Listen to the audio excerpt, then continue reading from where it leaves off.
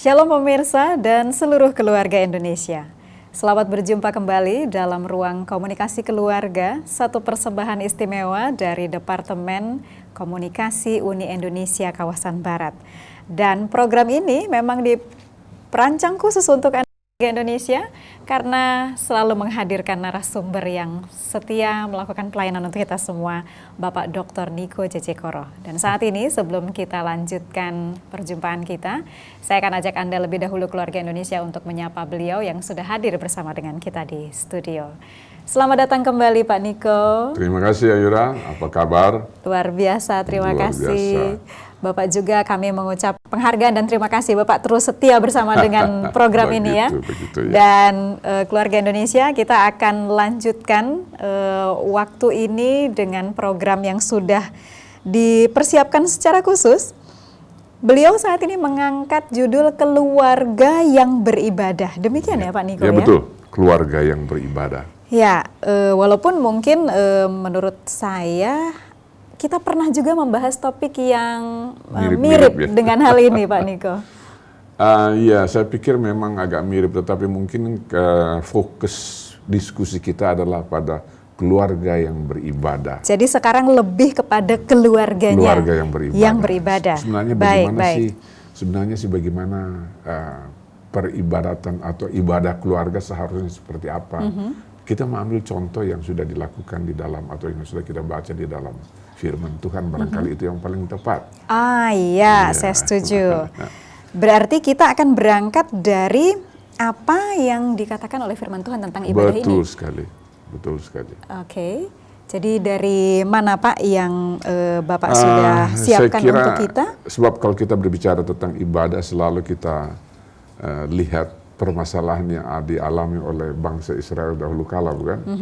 Ketika mereka keluar dari tanah Mesir, lalu kemudian mengapa mereka keluar? Karena mereka harus mengadakan peribadatan atau beribadah kepada Tuhan. Oh ya, baik. Lalu kemudian karena mereka sudah terbiasa dengan kehidupan beribadah kepada berhala, sehingga sangat sulit bagi mereka untuk mulai suatu peribadatan yang baru, beribadah kepada Tuhan yang Maha Esa. Nah itu menjadi persoalan, makanya ketika mereka dipimpin oleh Musa lalu kemudian oleh Yosua di dalam perjalanan selama 40 tahun di dalam padang pasir, mereka ditekankan bahwa mengembalikan budaya berhala ini kepada budaya yang benar gitu loh. Oh, jadi penyembahannya dikembalikan kepada penyembahan yang benar karena peribadatan yang benar begitu ya Pak ya? Kalau mereka beribadah ke berhala, bayangkan aja. Terkontaminasi oleh kehidupan ratusan tahun. Sangat terkontaminasi. Saya kira itu menurut hemat saya ya selama 300 atau 400 tahun lebih. Ya, betul. Ya, dipengaruhi oleh itu akhirnya berubah jadi 4 generasi kurang lebih atau 5 generasi. Baik. Ya. Nah, tidak heran mungkin kita ambil acuan yang pertama kita bahas bagaimana Yosua bisa mengendalikan mereka untuk pertama kali. Kita baca tolong Yosua 24 ayat 15, kita lihat bagaimana keadaan Yosua ketika itu. Baik, jadi keluarga Indonesia, Pak Niko sudah menolong kita untuk berangkat dari satu ayat ini Pak ya, di awal. Karena ini kita sedang merujuk kepada pengalaman bangsa Israel. Jadi kita buka bersama Yosua 24 ayat yang ke-15 ya Pak Niko ya. Saya akan bacakan untuk kita semua. Tetapi jika kamu anggap tidak baik untuk beribadah kepada Tuhan, pilihlah pada hari ini kepada siapa kamu akan beribadah. Allah yang kepadanya nenek moyangmu beribadah di seberang sungai Efrat, atau Allah orang Amori yang negerinya kamu diami ini. Tetapi aku dan seisi rumahku, kami akan beribadah kepada Tuhan. Jadi kita lihat konteksnya. Yosua membalikkan konsep pemikiran mereka gitu. Konsep yang sudah lama berlaku kepada bangsa Israel kemudian dikembalikan. Dia sebenarnya ingin supaya berbalik keseluruhan. Sebab konsep ibadah itu saya kira makanya selalu saya pikir ibadah harus dimulai dalam keluarga gitu. Ini poin yang penting keluarga Indonesia. Ibadah harus dimulai dari dalam keluarga. Baik. Sudah kita bahas beberapa waktu yang lalu bahwa keluarga adalah sekolah yang tidak pernah ada Tidak tamatnya, bukan? Nggak ada ijazahnya ya, belum ada tamatnya. Jadi saya pikir mulailah peribadatan itu dimulai di dalam keluarga. Kalau keluarga saja tidak bisa mulai beribadah kepada Tuhan, bagaimana kita bisa pimpin keseluruhan anggota kita di dalam keluarga tersebut, anak-anak kita mulai merasakan, oh ya, yang ibadah seperti ini. Gitu. Baik. Pak, ini jadi saya jadi ingat pada saat itu juga Bapak pernah membahas dari Yosua pasal 24 ayat yang pertama. Itu sebetulnya satu perikop penuh menceritakan sejarah dari bangsa Israel mulai keadaan sebelum Abraham yang tadi Bapak sudah singgung di awal pembicaraan kita. Kemudian kelepasan bangsa Israel dan kemudian dari tanah perhambaan di Mesir itu ya Pak ya, kemudian sampai membawa masuk ke tanah Kanaan. Nah, itu yang tadi Bapak sudah sebutkan bahwa peribadatan itu yang tadinya mungkin sudah tidak lagi yang asli dikembalikan kepada yang asli. Dan itu rupanya membutuhkan waktu yang cukup lama untuk kembali kepada yang benar atau kepada yang asli. Mungkin kita bisa baca bersama mungkin ayat itu ya Pak ya, di ayat Yosua 24 ayat 14 sebelum ayat yang tadi kita baca. Betul. Keluarga Indonesia, saya akan bacakan untuk kita semua. Anda juga boleh langsung melihatnya dalam kitab suci Anda. Oleh sebab itu takutlah akan Tuhan dan beribadahlah kepadanya dengan tulus, ikhlas dan setia. Jauhkanlah Allah yang kepadanya nenek moyangmu beribadah di seberang sungai Efrat dan di Mesir, dan beribadahlah kepada Tuhan. Wah, buat saya pribadi ini adalah seruan yang disampaikan, betul. Bahkan juga untuk keluarga kita ya Pak ya. Bagaimana pendapat Bapak dalam saya ayat pikir ini? kalau kita hubungkan dengan keluarga modern sekarang ini ya mungkin kita tidak memiliki atau tidak melihat lagi berhala-berhala seperti yang dialami oleh bangsa Israel. Itu jelas, tetapi bentuknya berhala-berhala modern banyak sekali kan. Betul, itu saya tadi mau sebutkan. Berhala modernnya masih tetap banyak. Masih tetap banyak. Sebenarnya setiap hal, setiap peristiwa atau setiap hal yang memecahkan atau memutuskan hubungan kita dengan Tuhan, itu berhala. Itu harus garis bawahi keluarga Indonesia. Setiap hal yang membuat hubungan kita itu kepada Tuhan terputus, terhenti atau teralihkan seperti itu ya Pak ya.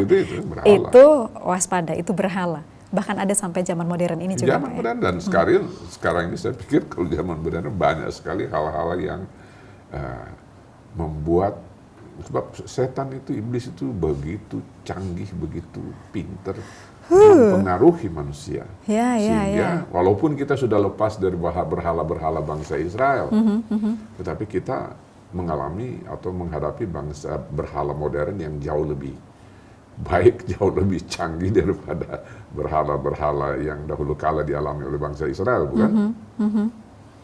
Nah, itu yang harus kita waspadai supaya bagaimana kita mulai mendidik keluarga kita sejak semula, sejak dini, untuk senantiasa beribadah kepada Tuhan.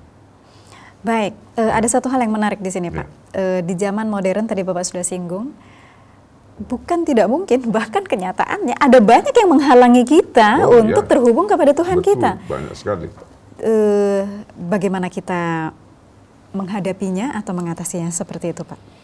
Ya, oleh sebab itu saya pikir satu-satunya cara adalah kita kembali berhubungan dengan Tuhan secara erat. Jadi walaupun ada banyak penghalang, itu tetap harus dilanjutkan upaya untuk mempererat hubungan dengan Tuhan ya. Saya pikir kita sudah mempunyai budaya baru di dalam, baik mulai dari gereja, mulai dari, katakanlah, budaya kita di dalam keluarga Kristen sekarang ini. Kita mulai selalu beribadah kepada Tuhan dulu. Dahulukan Tuhan, kita beribadah kepada Tuhan. Baik, misalnya, memang pada awalnya, dari awalnya seperti yang Bapak sudah sering tekankan ya, keluarga itu kan diciptakan oleh Tuhan. Jadi pada awalnya keluarga itu beribadah kepada Tuhan. Sehingga sampai sekarang pun seharusnya kita beribadah kepada Tuhan. Tapi dengan dengan munculnya zaman di mana kita berada di tengah-tengah zaman tersebut, hal tersebut bisa berubah, budaya bisa berubah. Kita bisa melihat lagi sejarah dunia. budaya bisa berubah. Budaya yang misalnya seperti A bisa berubah seperti B, bisa berubah seperti sesuai dengan keberadaan budaya itu. Nah, kalau kita tidak selalu bergantung kepada Tuhan di dalam melakukan ibadah kita, maka akan sangat-sangat gampang kita teralih. Bayangkan aja ketika kita kembali kepada sejarah Israel. Musa masih di atas gunung, di atas Gunung Sinai, baru 40 berapa? 40 hari. Ya betul. Begitu dia turun, bangsa Israel sudah bikin patung lagi. Betul, itu ada kisahnya. Iya, hanya 40 hari dan kemudian mereka baru saja menyaksikan kelepasan besar dari Tuhan itu ya. Bukan main. Pak Niko. Bukan main kelepasan mereka, dan setiap hari mereka melihat keajaiban. Ada tiang awan, ada tiang api. Tiang api, ada mana setiap hari. Ada mana setiap hari. Tapi kemudian mereka dalam waktu 40 hari tanpa Musa langsung saya jadi mau bertanya seperti ini, Pak. Kok bisa sih bangsa Israel seperti itu, Pak? Nah, kalau tapi tahan dulu, Pak. Okay, baik. Jadi keluarga Indonesia, memang itu seperti menggelitik ya dalam pikiran kita ya. Kok mudah sekali sih bangsa Israel itu berpaling dari Allah. Sebelum Pak Niko memberikan penjelasan tanggapan beliau, kita akan lebih dahulu mendengarkan atau menerima berkat dari pujian yang berikut ini. Selamat menikmati.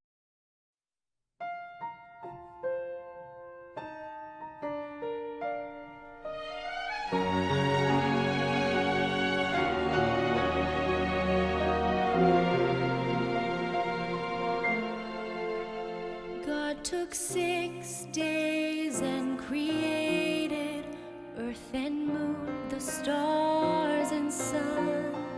On the 7th day he rested from the work that he had done. Then he blessed it, made it holy as a gift for every man, to remind us where we came from and just how this world began. Holy day, purified, set apart, sanctified, enter into joy divine, in a temple made of time. See him worship on the Sabbath as his weekly custom was. Feel the fury of the rabbis, for he would not heed their laws. So they killed him on a hillside as the sun began to fade. But he even kept the Sabbath as they laid him in the grave. Holy day, purified, set apart, sanctified, enter into joy divine, in a temple made of time.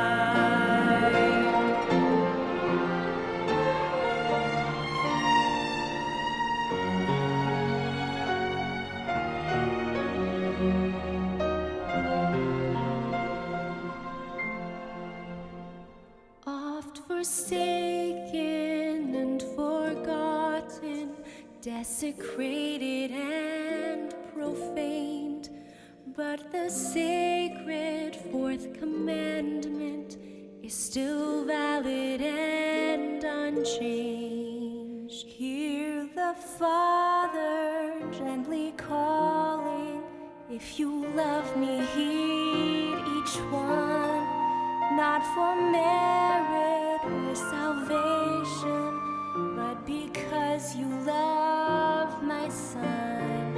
Holy day, purified, set apart, sanctified, enter into joy divine, in a temple made of time.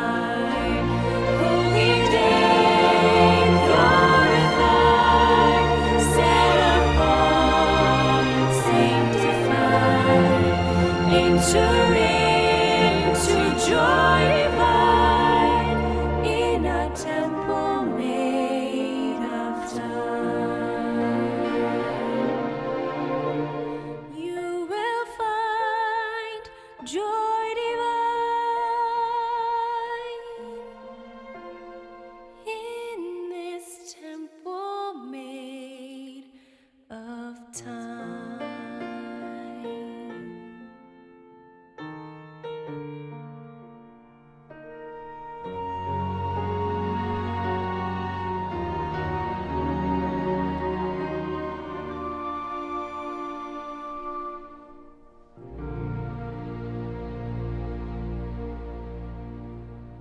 Kembali dalam komunikasi keluarga dan semua pemirsa, khususnya keluarga Indonesia. Kita akan lanjutkan topik bahasan kita. Kali ini adalah keluarga yang beribadah.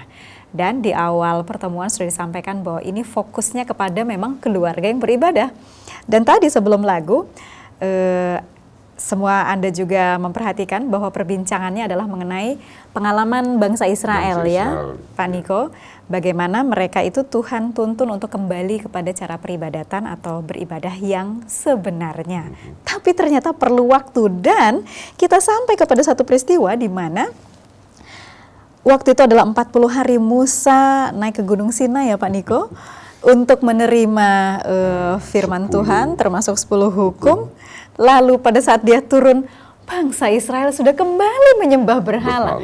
Dan saya penasaran, kenapa sih mudah sekali berubah begitu Pak Niko? Jadi sekarang giliran beliau nih untuk memberikan tanggapan, silakan Pak Niko. Sebenarnya kalau kita baca dari Ulangan 11 ayat 16, mungkin barangkali Bu Ayura boleh mulai dari situ, kita bisa melihat apa yang dikatakan Tuhan sendiri. Baik, jadi keluarga Indonesia rupanya kita harus lihat kitab ini ya, betul, supaya lebih jelas. Ulangan 11 ayat 16.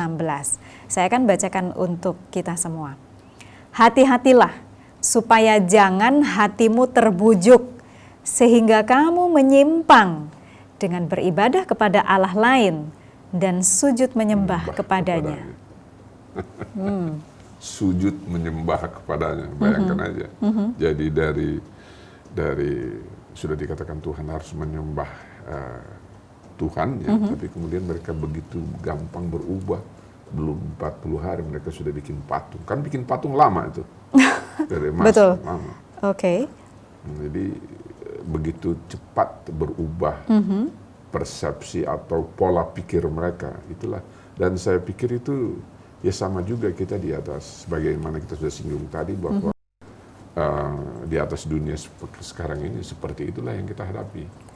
Dalam keluarga begitu banyak hal-hal yang mempengaruhi anggota keluarga, terutama anak-anak kita, gitu, untuk melupakan ibadah yang sebenarnya, lalu kemudian mulai beribadah kepada ya you name it, ada televisi, ada radio, ada sekarang ada internet. Bentuknya bukan lagi patung ya, tetapi bukan apapun yang membuat hubungan kita dengan Tuhan itu terhenti atau teralihkan, waspada, hati-hati. Oleh sebab itu kita dianjurkan untuk mungkin barangkali budaya kita di dalam gereja misalnya, menganjurkan kita untuk selalu begitu bangun pagi beribadah kepada Tuhan, membuat penunggu pagi. Baik. Ya. Saya pikir itu cuma sesuatu katakanlah sesuatu kebiasaan yang ingin dibentuk oleh gereja. Tetapi sebenarnya maksudnya supaya kebiasaan kita, budaya kita juga berubah. Bagaimana kita suka beribadah kepada Tuhan. Pengalaman saya seringkali waktu bekerja, seringkali mau berangkat ke kantor pagi-pagi, akhirnya nggak ada waktu lagi untuk beribadah. Mobil sudah di start, kita beribadah di dalam mobil atau mungkin berbagai macam kita harus hadapi. Tetapi Tuhan minta sebenarnya sekedar untuk mengingat Dia. Makanya kita harus bukan saja ritual yang penting, tetapi kita benar-benar. Saya ingat mertua saya dulu pagi-pagi jam 4 pagi dia sudah bangunkan semua. Oh begitu ya. Iya. Jadi ini praktek yang dilakukan oleh para pendahulu kita, itu sebetulnya sangat bermanfaat ya Pak ya. pagi-pagi sekali supaya tidak ada lagi alasan bahwa kita terburu-buru karena kita harus tidak terlambat datang ke tempat pekerjaan atau janji ini dan itu. Jam 4 pagi ya Jam Pak 4 ya? dia sudah bangun, dia sudah kebetulan di rumah ada piano, jam 4 pagi dia sudah main piano, mendahului segala macam, lalu satu persatu dia panggil anak-anak. Untuk kemudian dikumpulkan dan kemudian melakukan ibadah. Kebiasaanlah anak-anak ada yang memang benar-benar mau mendengarkan firman Tuhan, ada yang matanya sudah ngantuk-ngantuk, mau mendengarkan.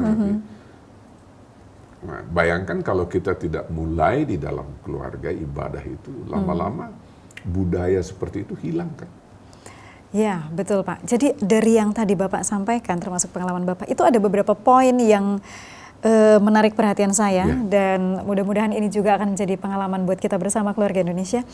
Bayangkan bangsa Israel saja secara bangsa nggak perlu waktu lama, 40 hari, mereka sudah kembali kepada cara yang pada saat itu mau dialihkan kepada peribadatan yang asli.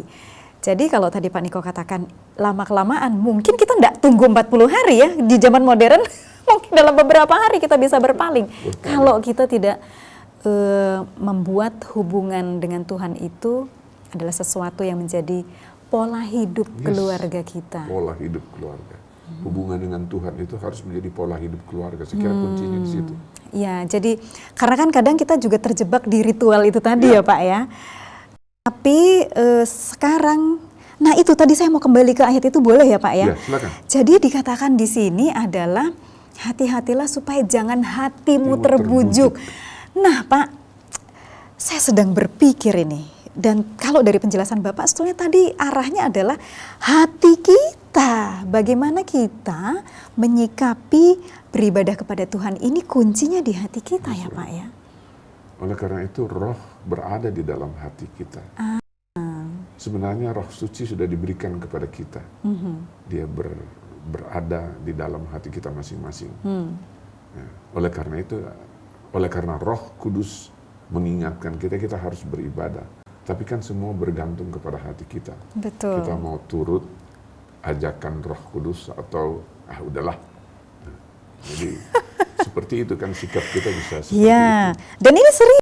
Ya. Karena buktinya keluarga Indonesia kita melihat bahwa orang yang percaya kepada Tuhan, mengaku percaya kepada Tuhan, bisa terbujuk. Yes. Sangat bisa terbujuk. Dan kemudian dia memilih untuk tidak beribadah kepada Tuhan sebagaimana semestinya. Wow. Apa yang terjadi kepada kebiasaan atau katakanlah kepada masalah seperti itu, begitu kita merujuk kepada kebiasaan seperti itu, kita lupakan kan ibadah, kita lupakan seolah-olah sudahlah. Nanti mungkin pernah berkali-kali terjadi di dalam keluarga saya, mungkin keluarga kita banyak kali seperti itu. Sudahlah berpunung pagi nanti aja. Nah, selesai kan? Dilewat ya satu kali. Nah, satu kali oke, kedua kali lama-lama kita terbiasa dengan tidak perlu beribadah, bukan? Betul. Bahkan itu tadi yang saya juga sudah singgung, bangsa Israel saja hanya 40 hari. Kalau kita 1, 2, 3, mungkin kita lebih cepat dari bangsa untuk kemudian jadi berpaling kepada penyembahan yang lain. Semua kita begitu kita bangun pagi, media sudah menguasai kita. Available. Media massa sudah menguasai kita. Kita ada HP, kita ada mungkin internet, mungkin ada televisi. Betul. Banyak siaran berita pagi ya. Berita pagi seringkali itu yang kita dahulukan, bukan? Betul. Iya. Padahal Tuhan sudah mengatakan dahulukanlah Allah di dalam segala kepentinganmu, yang lain-lain akan ditambahkan. Betul. Matius 6 ayat 33. Cari dahulu kerajaan Allah dan kebenarannya. Semuanya akan ditambahkan kepada. Tapi kita seringkali tidak memikirkan kepada itu kan. Kita terbalik, duit dulu lah gitu loh. Nah, seperti itu berbahaya. Ya, atau berita dulu lah seperti itu ya. Wah, keluarga Indonesia, ini bukan hal yang ya mungkin kita tersenyum, kita bahkan mengkoreksi diri sendiri, aduh iya saya sudah lakukan itu. Tetapi yang lebih penting, yang membedakan adalah bagaimana kita menyikapi hal itu sekarang. Betul. Jadi kalau kita sudah salah prioritas selama ini, walaupun untuk hal-hal yang baik, berita itu biasanya ada banyak hal baik ya Pak Niko ya. Betul. tapi kita harus pilih. Seperti tadi Yosua sudah katakan ya Pak ya, pilih sekarang mana yang akan kita dahulukan. Dan Pak Niko sudah mengingatkan kita kepada hal-hal yang Allah sudah ingin kita lakukan. Dahulukan lebih dahulu Dahulukanlah kerajaan Allah itu. Jadi Pak, Ya. Bicara tentang hubungan dengan Tuhan, bagaimana hati kita itu bisa terbujuk kalau kita tidak erat kepada Tuhan. Ini ada kaitannya pasti dengan nasihat-nasihat lain dari kitab suci. Oh iya benar. Barangkali kita boleh baca di dalam Matius 22 ayat 37 sampai dengan 40. Mungkin Ayura tolong bacakan sebab baik. itu akan mengacu atau memberikan gambaran kepada kita bagaimana nasihat Tuhan dalam ini nasihat di dalam firman Tuhan. Ya, di dalam Matius 22 ayat 37 sampai 40. Baik, ayat 37 sampai yang ke-40. Ketika Kristus atau murid-murid, salah satu anggota muridnya mengatakan, hukum manakah yang terutama dalam hukum Taurat? Apakah jawab Yesus? Nah, betul, jadi kan, keluarga Anda boleh langsung lihat di kitab suci Anda. Injil Matius, pasal yang ke-22 ayat 37 sampai 40, saya akan bacakan untuk kita semua. Jawab Yesus kepadanya, kasihilah Tuhan Allahmu dengan segenap hatimu, dan dengan segenap jiwamu, dan dengan segenap akal budimu. Itulah hukum yang terutama dan yang pertama. Dan hukum yang kedua yang sama dengan itu ialah, kasihilah sesamamu manusia seperti dirimu sendiri. Pada kedua hukum inilah tergantung seluruh hukum Taurat dan kitab para nabi. Disinggung lagi tentang hati, Pak. ya, Ya, jadi ini adalah inti dari hal yang kita harus perbaiki di keluarga kita, keluarga Indonesia. Ya, Demikian ya Pak Niko betul, ya. betul. Jadi kalau kita memang mau mengasihi Allah, seperti inilah cara kita untuk Ya, sebab terutama saya lihat ibadah. akhir-akhir ini ada yang mengatakan, saya dengar, banyak yang saya dengar. Oke, baik. Ada yang mengatakan bahwa perjanjian lama tidak diperlukan lagi. Oh, gitu. baik ya, sudah dibatalkan. Sudah dibatalkan, sekarang tidak ada. Ini bagaimana kita mau mengacu sebab Yesus sendiri menggunakan perjanjian lama. Betul, betul. Jadi sebenarnya tidak boleh kita memisahkan perjanjian lama dan perjanjian baru. Itu sebenarnya konteks kronologis saja sampai Alkitab menceritakan seperti itu. Tetapi Alkitab adalah keseluruhan dari Kejadian sampai Wahyu. Itu namanya Alkitab. Betul. Ya. Dan itu saya kira kunci daripada cara beribadah kita kepada Tuhan. Kita harus berdoa dan membaca firman Tuhan. Itu dia. Sepertinya kedengarannya ya keluarga Indonesia berdoa baca firman Tuhan. Tapi coba renungkan. Memang itu kebutuhan kita. Iya betul. Dan memang itu caranya, tidak ada cara lain yang bisa membuat hubungan kita dengan Tuhan itu erat ya Pak ya. Tidak ada cara lain. Tidak ada cara lain. Makanya Tuhan memberikan firman Allah melalui Alkitab. Itu dia harus digarisbawahi. Karena memang sudah ada firman Allah itu dalam Alkitab. Oleh sebab itu perlu dibaca. Jadi kalau firman Perlu Tuhan cuma dipelajari. ditaruh di lemari sampai bulukan di situ, ya nggak pernah kita baca. Bagaimana kita harus membuat waktu untuk membaca firman Tuhan. Dan sebelum kita membaca firman Tuhan, sebaiknya kita berdoa dulu. Harus berdoa. Ini saya mau garis bawahi. Kita harus membuat waktu. Artinya memang kita gunakan waktunya, bukan sisa-sisa ya Pak ya. Ya, bukan sisa-sisanya. Atau Kalau ya- sisa-sisanya ya nggak. Atau gini, kalau sempat. Belum sempat. Saya pikir itu yang sering kali manusia modern berpikir. Oh ya. Jadi sebenarnya budaya di dalam keluarga kita harus ubah sedemikian rupa sehingga kita selalu mulai kehidupan kita setiap hari dengan beribadah kepada Tuhan. Mulai kehidupan setiap hari dengan beribadah. Saya pikir kepada barangkali Tuhan. ya yang saya sudah angkat dari ke contoh apa yang saya alami, mertua saya bangunnya 4 jam 5. Mungkin barangkali nggak usah seperti itu, tetapi kita harus punya waktu. Sebelum kita bekerja, kita sediakan waktu untuk beribadah dulu kepada Tuhan. Karena dialah yang paling penting kalau kita Betul. mau bergantung kepada Tuhan. Betul. Tapi kalau kita bergantung kepada diri sendiri, ya terserah. Tapi Bukan? Ya, dan saya mau ya, karena ini adalah teguran untuk kita semua, bukan? Untuk keluarga Anda, keluarga saya. Kalau kita mengakui bahwa Allah yang menciptakan kita, Ya. maka kita beribadah kepada Allah. Bila kita beribadah kepada Allah, caranya adalah mengutamakan Dia dalam segala hal, dalam keseharian kita. Wah, ini adalah templakan yang keras sih. Saya kira sangat jelas dikatakan Tuhan di dalam apa itu Matius 22? bukan Matius 3 ayat Matius 6 ayat 33, baik. Matius 6 ayat 33. Saya pikir itu sangat jelas dikatakan. Carilah dahulu kerajaan Carilah Allah dahulu kerajaan Allah dan kebenarannya. Ya, Maka saya kira- semuanya akan ditambahkan. Dan itu sudah jelaskan apa yang harus diprioritaskan. Ya, jadi kalau kita tidak prioritaskan itu kan bisa prioritas kita berubah dalam sekejap mata. Tetapi carilah dahulu kerajaan Allah dan kebenarannya, maka semuanya itu akan ditambahkan kepada. Ya. Secara sederhana sangat jelas prioritas di dalam kehidupan kita. Kalau kita katakan prioritas, jadi sebelum kita berbuat segala sesuatu untuk kepentingan hidup kita, ya kita harus dilakukan firman Tuhan. Ya, dan kita harus melakukan pilihan dan tindakan nyata hari ini. Ya. Tindakan itulah sebabkan di Yosua mengatakan dalam Yosua 24 tadi, bila kamu menghendaki, bahkan Yosua mengatakan dengan kata populer barangkali ada, kalau kalian tidak mau hidup seperti itu ya, tapi saya beribadah kepada Betul. Tuhan. Saya dan keluargaku beribadah kepada Tuhan. Ya, saya dan keluarga beribadah. Pilihan kepada itu jelas sekali Yosua. Dan saya pikir memang satu-satunya jalan supaya kita ini semua bergantung kepada Tuhan, benar-benar mengilahkan Tuhan, ya kita harus berubah pola pikir kita dan budaya kita di dalam keluarga kita harus ubah sedemikian rupa sehingga kita yang sembah adalah Allah, bukan Allah yang lain. Iya, betul. Wah, keluarga Indonesia, bila kita adalah keluarga yang beribadah, maka kita pasti akan memprioritaskan Allah.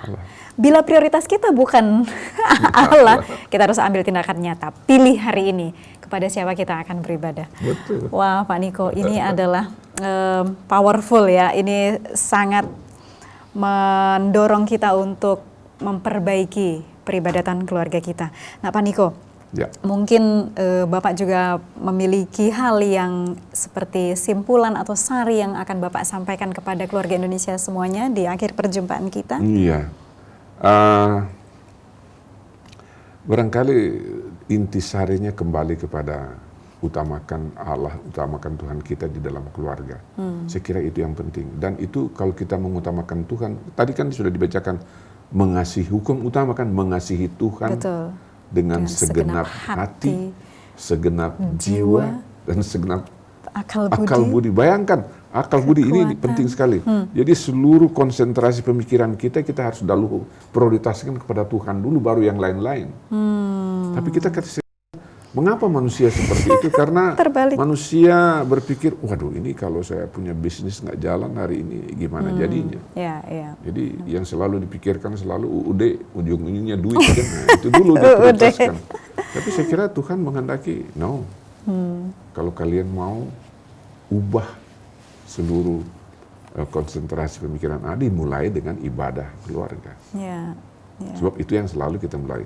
Walaupun kita sudah semakin hari seperti saya, semakin hari semakin tua, mungkin kita tinggal berdoa, kita harus lakukan tetap itu. Dan kalau kita tidak lakukan seperti itu, kita hanya anak-anak, mungkin cucu-cucu Anda atau cucu-cucu keluarga pendengar kita tidak melihat itu. Tetapi kalau kita melakukan, kita menjadi model peran di dalam keluarga. Jadi teladan, model peran. Keluarga itu harus seperti itu. Jadi keluarga yang beribadah. Jadi kita selalu menonjolkan dalam keluarga kita masing-masing bahwa orang tua itu kita menjadi model peran. Nah, kalau kita tidak mulai dengan model peran untuk beribadah kepada Tuhan di dalam dimulai dengan keluarga kita, bagaimana kita harapkan anak-anak kita harus seperti itu?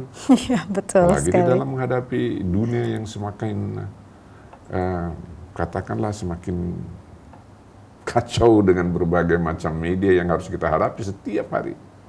Ya. Begitu Anda bangun, Anda akan lihat 1000 media yang terlibat di dalam pikiran Anda setiap hari. Sudah siap ya mengisi pikiran. Kekosongan, mengisi Betul. pikiran kita. Jadi kalau kita tidak mau mendahulukan Tuhan di dalam segala aktivitas kita, saya pikir kita akan sama seperti bangsa Israel, hilang, Mudah berpaling mudah ya, Pak? berpaling. Baik, jadi keluarga Indonesia, Pak Niko sudah mengingatkan kepada kita, prioritas kita adalah dahulukan Tuhan di dalam segala hal.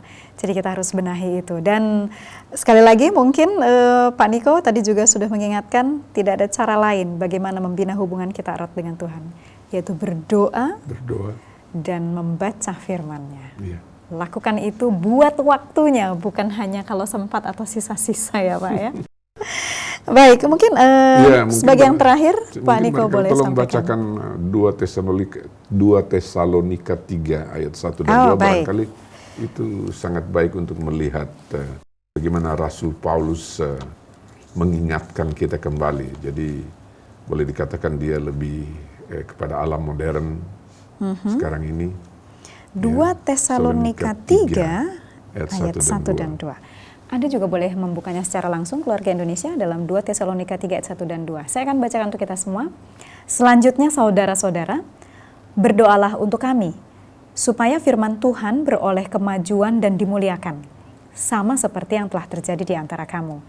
Dan supaya kami terlepas dari para pengacau dan orang-orang jahat, sebab bukan semua orang beroleh iman.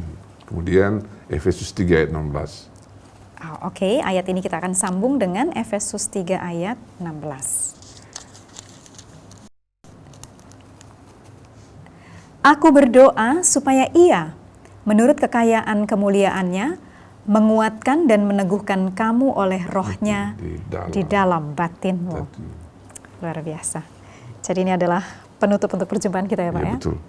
Biarlah kita terus mengutamakan Tuhan, keluarga Indonesia, dan tidak ada cara lain selain berdoa dan membaca firman-Nya. Pak Niko, terima kasih untuk pelayanan hari ini. Sama-sama, Bu Yorwa. Dan keluarga Indonesia, kami sangat berharap bahwa ini akan membangun keluarga kita. Keluarga kita adalah keluarga yang beribadah, jadi prioritaskan Tuhan di dalam segala kita. Sampai berjumpa kembali pada kesempatan berikutnya. Tuhan memberkati kita semua.